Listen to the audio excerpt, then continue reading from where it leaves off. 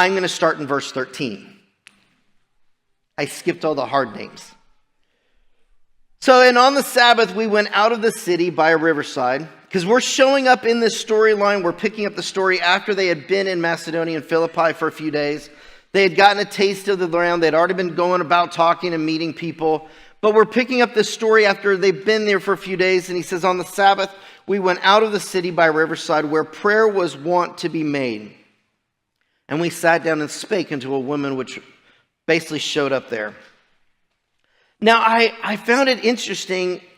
It says we, which means at some point, we're guessing along this journey, Luke showed up on the scenes and started traveling with Paul and Silas. So Luke's account is actually what he saw, what he experienced.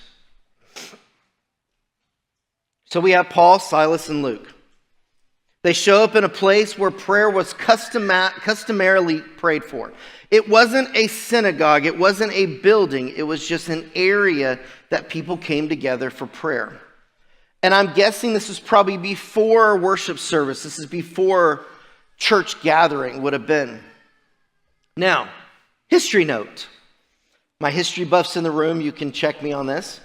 History teaches that there was a law in the Jewish law books that a synagogue had to be erected if there was a specific number of Jews in that area. And I want to say it was like 10 or 12, but I couldn't find that number, so I said a specific number because I didn't want to be wrong. And so this didn't have a synagogue, which means Paul went to an area that wasn't really Jewish. There had to have been just a few people there of the Jewish population because there wasn't a place built for them to meet. And a certain woman named Lydia, a seller of purple of the city of, I'm going to skip this one too, Thyatira, which worshiped God, heard us, whose heart the Lord opened, that she attended unto the things which were spoken of Paul. She had heard their message and she got converted. She agreed. She came there and she was looking for those things. And when she was baptized in her household, verse 15, she besought us, saying, if you have judged me to be faithful to the Lord, come to my house and abide there. And she took them home. Now, that could have been dinner, it could have been breakfast, could have been lunch, it could have been whatever that time frame was. I'm guessing probably to spend time and eat and fellowship and get to know one another, which is what we all talk about doing because we have to be interactive with each other. She was a believer. She agreed with Paul, Silas, and Luke. So here's where we normally pick up the story. They had left her house. They had already spent time with Lydia's family. They had already eaten or whatever that time frame was. And they went back to the place that the gathering for worship would have accomplished or happened at.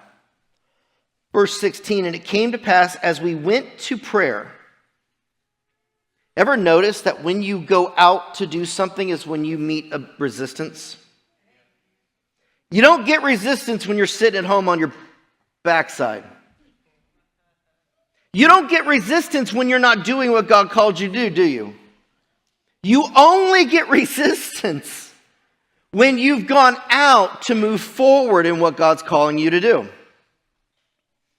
And a certain damsel, a damsel in distress, thank you, possessed with a spirit of divination, met us, which brought her masters much gain for soothsaying. The same followed Paul and us, and cried, saying, these men are the servants of the Most High God, which showed unto us the way of salvation. Was she wrong? That spirit of divination spoke truth. It said all the right things, didn't it? But here's the thing. It was mocking God's people. Now that spirit of divination, we still see in the church today. You can see it online. You can see it on videos. You can see what it does in certain cities and stuff like that. They still show up. And that still divination, it was there. And what was happening back then is that spirit of divination was sent to discredit the apostles. Because if this soothsaying woman that everyone knew was fortune telling, promoted what they were doing, it would have discredited that they were really from God. And you look at that going, oh, that makes so much sense when it comes to a spirit of divination. Because there's always a counterfeit, isn't there? No matter if it sounds right, no matter if they're saying all the right things, if the motives and the spirit behind it are wrong, guess what? It's still wrong.